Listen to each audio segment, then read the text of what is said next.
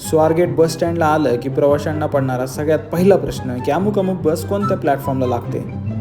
पण हा प्रश्न बँगलोरला जाणाऱ्या प्रवाशांना पडत नाही, कारण त्यांची बस अशी कोपऱ्यात उभी असते आणि त्याचे कंडक्टर शाळेच्या मास्तरांसारखी प्रवाशांची हजेरी घेतात.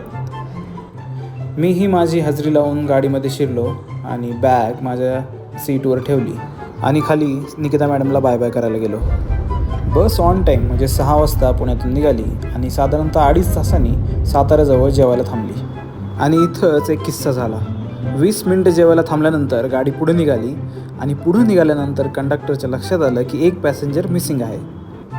कंडक्टर साहेबांनी लगेच हॉटेलवाल्यांना कॉल लावला आणि त्या मिसिंग पॅसेंजरला घेऊन पुढे येण्याची विनंती केली. आणि थोड्या वेळात हॉटेलवाल्यांनी त्या पॅसेंजरला 2 व्हीलरवर गाडीजवळ आणून सोडलं. सकाळी 9पर्यंत गाडीनं बँगलोर गाठलं होतं. मी नागसंद्रालाच उतरलो आणि तिथून गाडी पुढे गेली.